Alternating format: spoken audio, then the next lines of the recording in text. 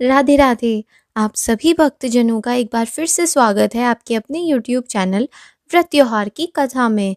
जैसा कि हम सब जानते हैं कि सत्यनारायण भगवान की कथा के बारे में शास्त्रों में बताया गया है कि इसका पाठ करने से व्यक्ति को हजारों यज्ञ करने के बराबर पुण्य फल की प्राप्ति होती है। सत्यनारायण भगवान की व्रत कथा के बारे में भगवान विष्णु के सत्य स्वरूप के बारे में बताया गया है। इस व्रत का पाठ करने से घर में सुख समृद्धि का वास होता है और भगवान विष्णु की कृपा बनी रहती है। तो चलिए शुरू करते हैं हम सत्यनारायण भगवान की कथा।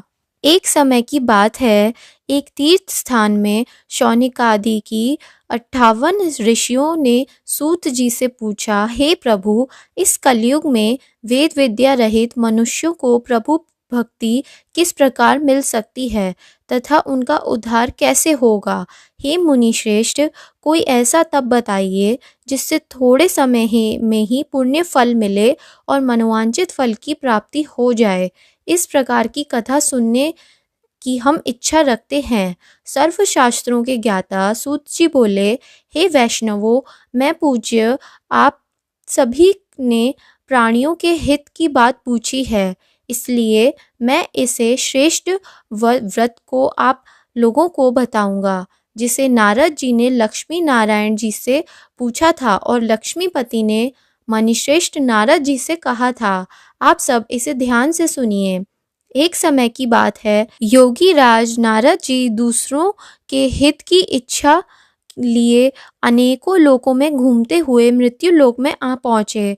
यहाँ उन्होंने अनेक योनियों में जन्मे प्रायः सभी मनुष्यों को अपने कर्मों द्वारा अनेक दुखों से पीड़ित देखा।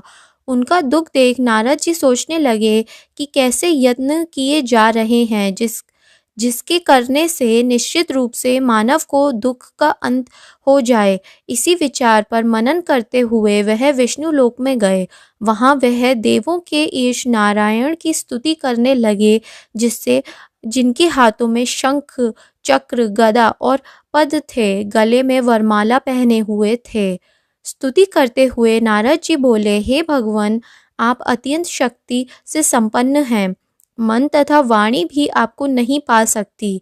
आपका आदि, मध्य तथा अंत नहीं है। निर्गुण स्वरूप सृष्टि के कारण भक्तों के दुख को दूर करने वाला है। आपको मेरा नमस्कार है। नारद जी की स्तुति सुन विष्णु भगवान बोले, हे मुनि श्रेष्ठ, आपके मन की क्या बात है? आप किस काम के लिए पधारे हैं, उसे निसंकोच कहिए। इस पर नारद मुनि बोले कि मृत्यु लोक में अनेक योनियों में जन्मे मनुष्य अपने कर्मों के द्वारा अनेकों दुखों से दुखी हो रहे हैं। हे नाथ, आप मुझ पर दया रखते हुए बताइए कि वह मनुष्य थोड़ा प्रयास से ही अपने दुखों से कैसे छुटकारा पा सकते हैं। श्रीहरि बोले, हे नारद, मनुष्यों की भलाई के लिए तुमने बहुत अच्छी बात पूछी है। जिसके करने से मनुष्य मोह से छूट जाए, वह बात मैं तुम्हें बताता हूँ, उसे सुनो। स्वर्ग लोक व मृत्यु लोक दोनों में ही एक दुर्लभ उत्तम व्रत है जो पुण्य देने वाला है। आज प्रेमवश होकर मैं उसे तुम्हें कहता हूँ। श्री सत्यनारायण भगवान का यह व्रत अच्छी तरह विधि पूर्वक करने से मनुष्य तुरंत ही यहाँ सुख भोग कर मरने पर मोक्ष पाता है। श्री हरि के वचन सुन नारद जी बोले कि उस व्रत का फल क्या है और उसका क्या विधान है। यह व्रत किसने किया है, इस व्रत को किस दिन करना चाहिए, सभी कुछ विस्तार में बताइए। नारद जी की यह बात सुनकर श्री हरि बोले, दुख व शोक को दूर करने वाला, यह सभी स्थानों पर विजय दिलाने वाला, मानव को भक्ति व श्रद्धा के साथ शाम को श्री सत्यनारायण की पूजा धर्मपरायण होकर ब्राह्मणों व बंधुओं के साथ करनी चाहिए। भक्ति भाव से ही नैवेद्य, केले, फल, दूध, घी, गेहूं के स्थान पर साठी का आटा, शक्कर तथा गुड़ लेकर वह सभी भक्षण योग्य पदार्थों को मिलाकर भगवान का भोग लगाएं। ब्राह्मणों सहित बंधु बांधवों को भी भोजन कराएं। उसके बाद स्वयं भोजन करें। भजन कीर्तन के साथ भगवान की भक्ति में लीन हो जाएं। इस तरह से सत्यनारायण भगवान का यह व्रत करने पर मनुष्य की सारी इच्छाएं निश्चित रूप पूरी ही होती हैं। इस कली काल अर्थात कलयुग में मृत्युलोक में मोक्ष का यही एक सरल उपाय है। सूत जी बोले, हे ऋषियों, जिसने पहले ये समय में इस व्रत को किया था उसका इतिहास कहता हूँ, ध्यान से सुनो। सुंदर काशीपुर नगरी में एक अत्यंत निर्धन ब्राह्मण रहता था। भूख प्यास से परेशान वह धरती पर घूमता रहता था। ब्राह्मणों से प्रेम करने वाला भगवान ने एक दिन ब्राह्मण का वेश धारण करके उसके पास जाकर पूछा, हे प्रिय, नित्य दुखी होकर तुम पृथ्वी पर क्यों घूमते रहते हो? दीन ब्राह्मण बोला, मैं निर्धन ब्राह्मण हूँ, भिक्षा के लिए धरती पर घूमता हूँ। हे भगवान, यदि आप इसका कोई उपाय जानते हैं तो मुझे बताइए। वृद्ध ब्राह्मण कहता है कि सत्यनारायण भगवान मनोवांछित फल देने वाले हैं, इसीलिए तुम इनका पूजन करो। इससे करने से मनुष्य के सभी दुखों से मुक्ति हो जाती है। वृद्ध ब्राह्मण बनकर आए सत्यनारायण भगवान उस निर्धन ब्राह्मण को व्रत का सारा विधान बताकर अंतर्ध्यान हो गए। ब्राह्मण मन ही मन सोचने लगा कि जिस व्रत को वृद्ध ब्राह्मण करने को कहे गए हैं उसे ज़रूर करूँगा। यह निश्चय करने के बाद उसे रात में नींद नहीं आई। वह सवेरे उठकर सत्यनारायण भगवान के व्रत का निश्चय कर भिक्षा के लिए चला गया। उस दिन निर्धन ब्राह्मण को भिक्षा में बहुत धन मिला, जिससे उसने बंधु बांधवों के साथ मिलकर श्री सत्यनारायण भगवान का व्रत संपन्न किया। भगवान सत्यनारायण का व्रत संपन्न करने के बाद वह निर्धन ब्राह्मण सभी दुखों से छूट गया और अनेकों प्रकार की संपत्तियों से युक्त हो गया।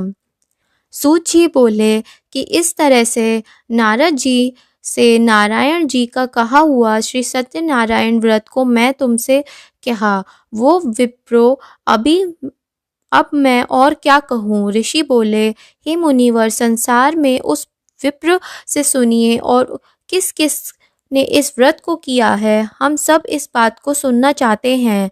इसके लिए हमारे मन में श्रद्धा का भाव है। सूत जी बोले, हे मुनियों, जिसने यह व्रत को किया है वह सब सुनो। एक समय वही विप्रधन वह ऐश्वर्य के अनुसार अपने बंधु बांधवों के साथ इस व्रत को करने को तैयार हुआ।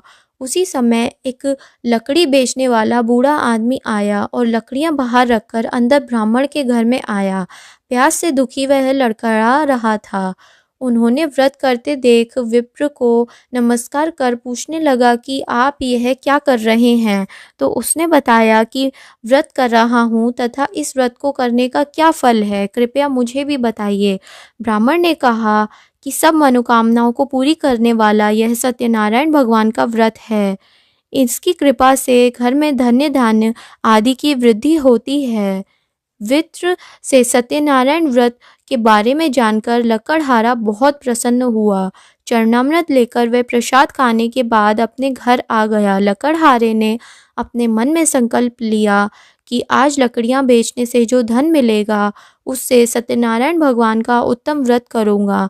मन में ऐसा विचार को लेके बूढ़ा आदमी सिर पर लकड़ियां रख उस नगर में बेचने गया जहाँ धनी लोग ज़्यादा रहते थे। उस नगर में उसने अपनी लकड़ियों का दाम पहले से 4 गुना अधिक मिला। बूढ़ा प्रसन्नता के साथ दाम लेकर केले, शक्कर, घी, दूध, दही और गेहूं का आटा ले सत्यनारायण भगवान के व्रत की अन्य सामग्रियां लेकर अपने घर गया। वहां उसने अपने बंधु बांधवों को बुलाया। विधि विधान से सत्यनारायण भगवान का पूजन और व्रत किया।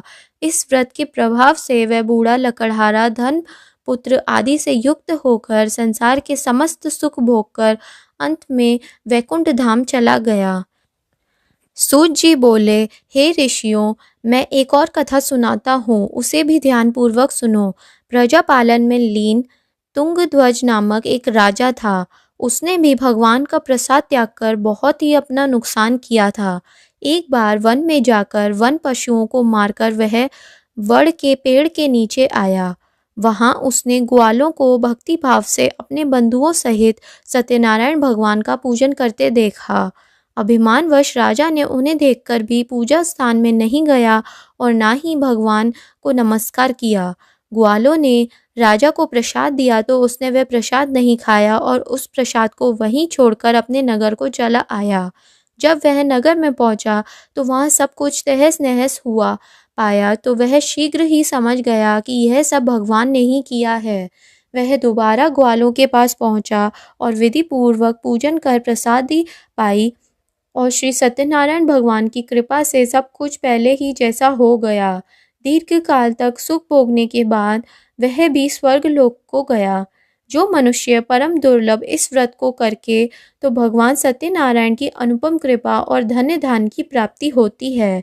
सूजी बोले, जिसने पहले इस व्रत को किया है और उनके दूसरे जन्मों की मैं कथा बताता हूँ। एक वृद्ध ब्राह्मण ने सुदामा का जन्म लेकर मोक्ष की प्राप्ति की।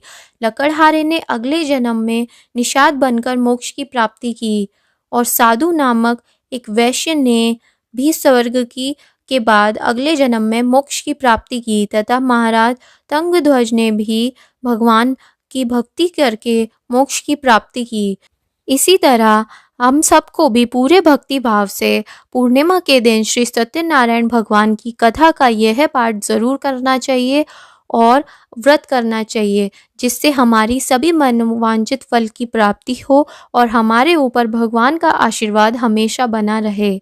अगर आपको हमारी यह वीडियो पसंद आई हो तो कमेंट में हरे कृष्णा ज़रूर लिखिएगा और हमारे चैनल को सब्सक्राइब करिएगा ताकि ऐसी और वीडियोस आपको मिलती रहें। राधे राधे।